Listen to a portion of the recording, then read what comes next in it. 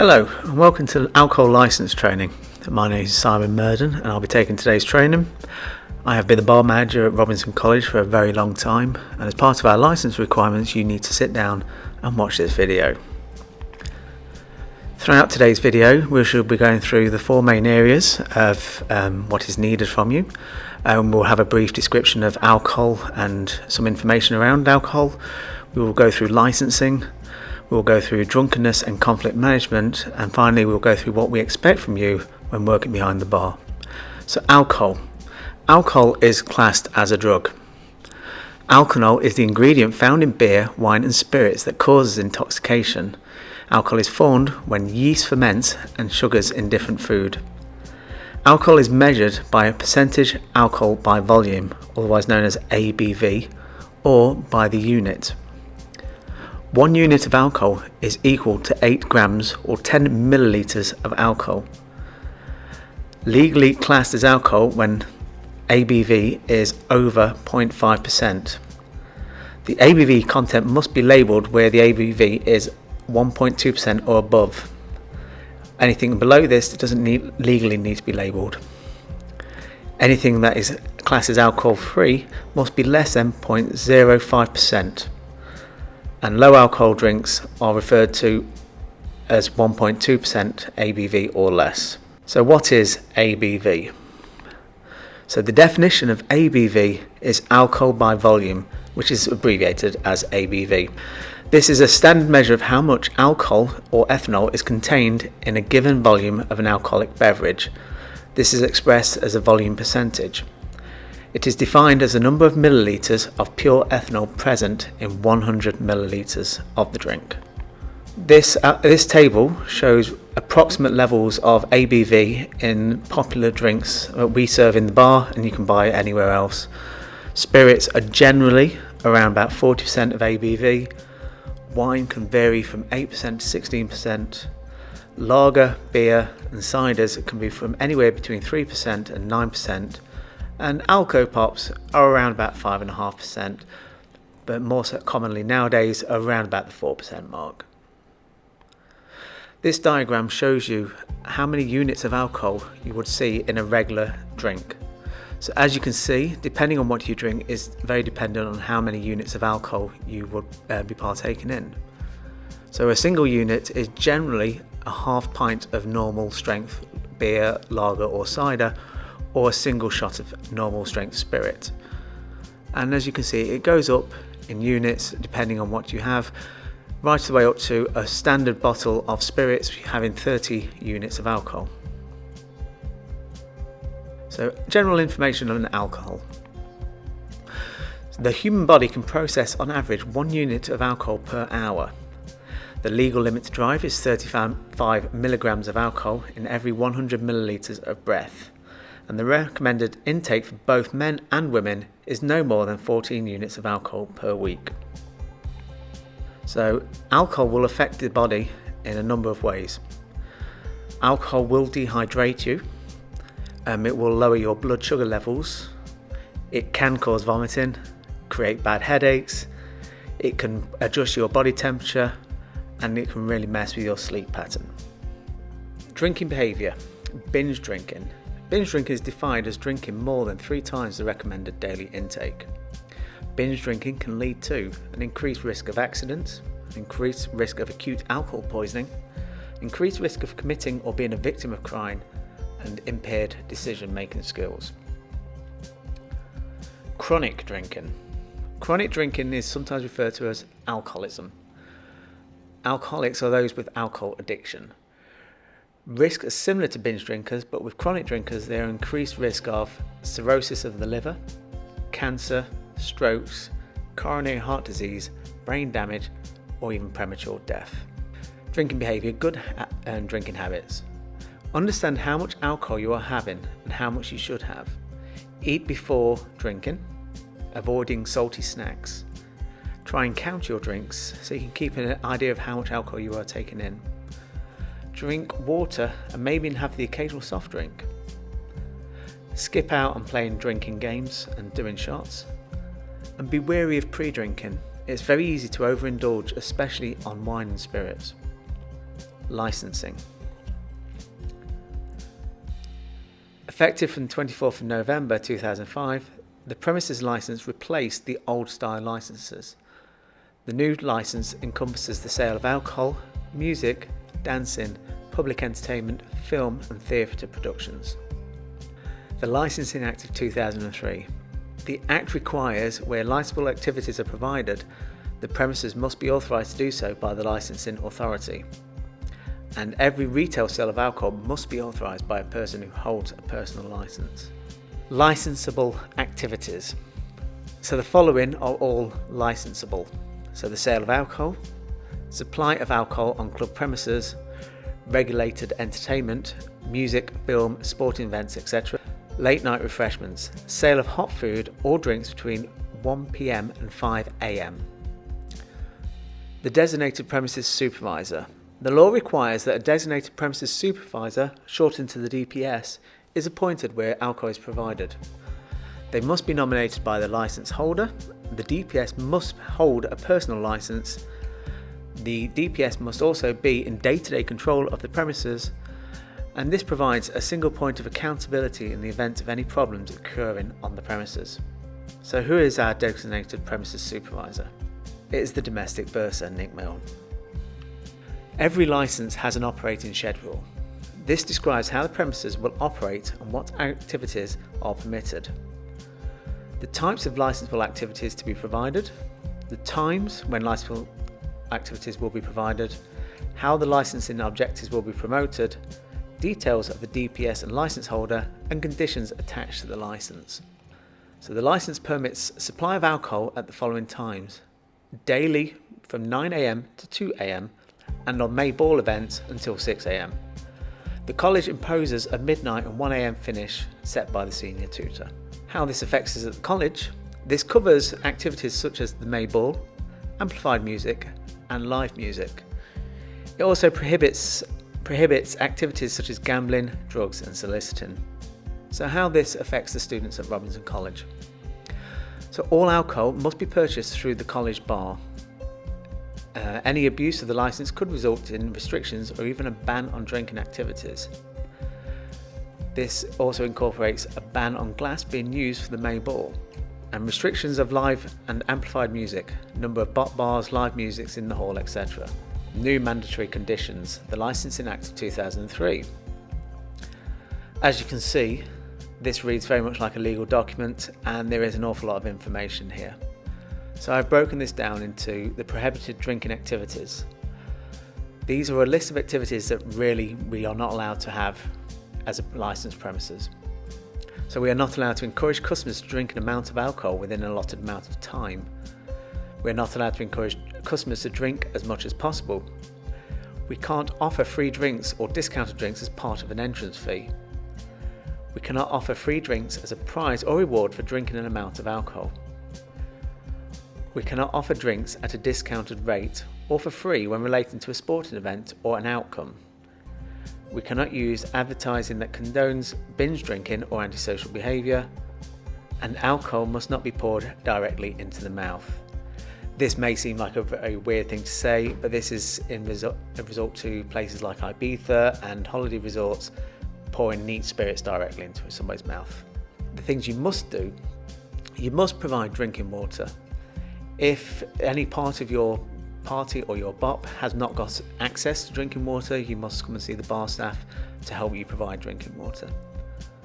You must offer the smallest measures of every drink possible.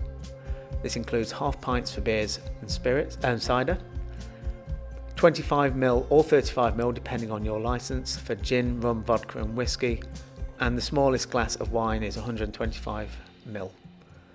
These should also be advertised and customers made aware of the availability of these measures. Age restrictions and identification. The following are a list of age restrictions for selling and serving alcohol. Staff must be 18 years of age to sell alcohol, and customers must be 18 years of age to purchase. ID must be requested for customers suspected of being under 18. Think challenge under 21. Acceptable forms of ID will be mentioned later in the training. It is an offence to serve anyone under the age of 18, and staff must be aware of anyone purchasing alcohol on behalf of someone who is under 18. Although generally we do not have under 18s within college, there are a few times in the year that we will have under 18s. These are the activities they cannot partake in. So under 18s must not use cash gaming machines. It is illegal for tobacco products to be served to under 18s. And under 18s cannot purchase alcohol. 16 to 17 year olds can be served beer, cider or wine as part of a table meal if purchased by an adult. Valid forms of identification. The best forms of identification are always going to be a passport or a photo driving licence. There is also the Pass Proof of Age scheme, which we will accept any that says pass on it. And also military IDs, although very unlikely to see here at Robinson. I am quite happy for the students working in the Bot Bar to use the students' Unicards as a valid form of ID, as it is a form of ID we are all very familiar with. So how do we spot a fake ID? The things to look out for in looking for fake IDs are fuzzy words and poor quality printing. Look for signs of tampering, especially around the photo. Look for misspellings. Sometimes these IDs are printed in countries where English is not the first language. Look for bubbles under the lamination. Look out for poor quality photos, and also be wary of the expiry date. Some people will sell expired forms of identification. Slightly different subject, but sort of linked, is the right of entry and inspection. So authorised personnel are permitted to inspect licensed premises to assess the effects of the licensing objectives. These people are the police, the fire brigade, health and safety officers, environmental officers, licensing officers, and HM revenues and customs officers. These also have the right to remove goods. It is an offence to obstruct any authorised person from entering licensed premises at a reasonable time to carry out their duties, and police and trading standards can authorise test sales to send persons under the age of 18 into licensed premises to legally attempt to buy alcohol. Drunkenness and conflict management. Selling alcohol to someone who is drunk. It is illegal to knowingly sell alcohol or attempt to sell alcohol to a person who is drunk. It is also illegal to allow alcohol to be sold to someone who is drunk. Those who could face prosecution include anyone who sells alcohol at the premises and the premises licence holder and premises supervisor. It is also an offence for a person to knowingly get to try or to try and get alcohol for a drunken person on a licensed premises. If you are caught doing any of the above, there are fines. Firstly, for selling to children, the fines can include a maximum fine of £5,000 and your personal licence could be suspended. If you persistently sell to under 18s, the fine could rise to over £20,000. You could also be issued with a fixed penalty notice, which starts around about £80. If you are caught selling alcohol to someone who is drunk, the maximum fine is up to £1,000 and the loss of the licence. Again, you may also be issued with a fixed penalty notice for selling or providing alcohol. So how do we spot somebody who is drunk? As you can see in this picture, there are various areas to look out for. So the signs of drunkenness. Obviously some of you will be aware of some of these, but some of them may be news to you. Firstly, a loss of coordination. Slurred, too loud or too fast speech, slow reactions, staggering or an inability to walk or even hold themselves up, having a glazed look in their eyes, heavy sweating, slower pupil response, slowed breathing, nausea and vomiting, loss of consciousness, and possibly even injury. So the problems associated with drunk people include violence and antisocial behaviour, damage to property, loss of business, unhappy neighbours, a strain on the emergency services, and can also attract other problem customers. Conflict management. So what causes conflict? There are 4 areas that really are the main keys of causing conflict. The first one mainly being alcohol. Working in licensed premises, alcohol is all around, and as the more people drink, the more likely they are to become a problem. Drugs is another thing, and there are various things to look out for with people that are on drugs. Generally checking their eyes, their general behaviour. Are they hyperactive? Are they lethargic? And in some cases a form of cotton mouth appears and they'll look like they're chewing on something. Another thing that can cause conflicts are people's emotions, and we've all seen people that have got upset for things happening in their lives, and that can also cause a problem in the licensed premises. As well can its experiences. People have had a bad experience in a pub or licensed premises before, and this can trigger a conflict response. So what do we need to know? The first thing is to look at the 2 main areas, is the individual and the situation, and to always make sure you are in an area that you feel you can control. So looking at the individual, assess the age, gender and appearance of them.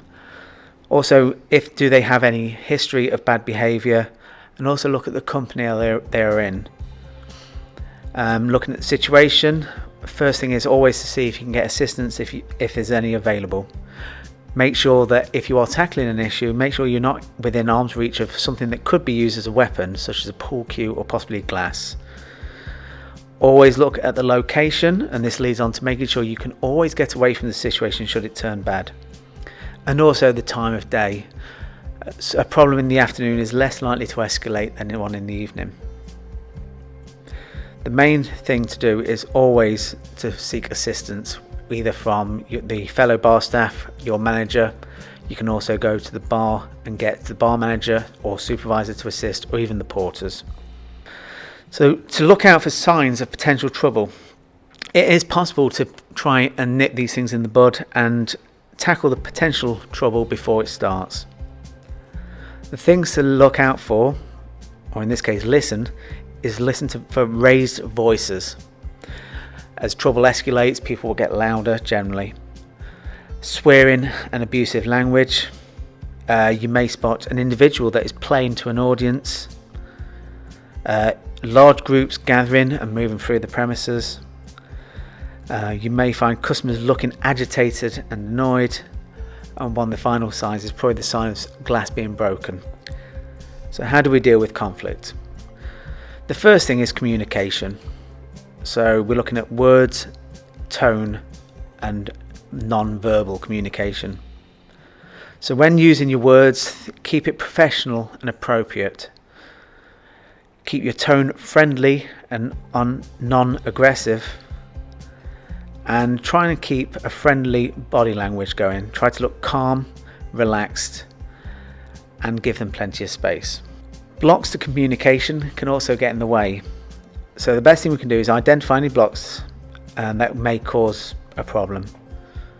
So look at the environment, alcohol and drugs, cultures, learning disabilities, previous bad experiences, and mental health.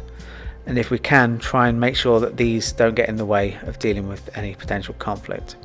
Importantly, always be positive and show positive behaviour. So where appropriate, keep smiling, always give them space, nod, and most importantly, show that you are listening to them. Be patient, remain calm, and always be aware of your surroundings. So these are a list of strategies you can use that will help refuse customers' service. So again, be polite and do not use bad language. It is always best to depersonalize the situation and always say I and not you. So for instance, I am not comfortable serving you, not you are drunk, I'm not serving you. Try not to be patronizing, it really doesn't help. Smile where appropriate. Avoid sarcasm, that too doesn't help. Remember your rights. You do have the right to refuse service, and always involve your manager or supervisor. Further from the refusal strategies, You can also ask them questions. Asking questions will occupy and distract a problem customer. Involve sober friends. Friends should have more influence, and a sober friend will appear more reasonable. Be confident and stay in control. Someone who is drunk may try to capitalize on someone who appears lost. Take your time. Respond in sentences rather than just single words. Don't tell them what to do. Try and steer them into them making their own sensible decision. And finally, summarize and compromise. For example, if you say to me, if you leave now, I won't ask my manager to take this any further. So we are always looking for a positive outcome. A positive outcome should possibly have compromises, should avoid embarrassment, should definitely have no police involvement. We should hope not that nobody needs to be banned or removed from the premises. We will hope that nothing is reported to the college. Hopefully there should be no trouble and everybody should have a good evening. So what do we expect from you behind the bar? Firstly, your appearance. Your hair should be tied back and kept clean. Your clothes or uniform should be clean and not be too loose fitting. And jewellery should be kept to a minimum and definitely not dangling. Drinking. Workers must be sober at all time. Drinking on duty can impair your judgment when determining if someone is of a legal drinking age, or if that person is sober enough to purchase alcohol. Therefore, the consumption of alcohol while working behind the bar is prohibited. The bar. The bar is to be left clean after every shift. Always think, how would you expect to find the bar? So for example, make sure the rubbish and empty bottles are removed and taken to the bins, that all surfaces are wiped down. All bar equipment, such as measures, must be washed and left to air dry. If this is not possible, you are more than welcome to come and use the bar dishwasher. Please put away all your stock at the end of your shift. And finally, make sure the floor is swept and mopped. Failure to do all the above will create a situation where dirt will build up and ultimately the RCSA will lose the use of the bar area. Please be aware that the bar is loaned to you by the college and therefore should be treated with the utmost respect. Thank you for your time. You will shortly receive a letter from the college authorising you to sell alcohol within the college for 1 year from today. See you all next year.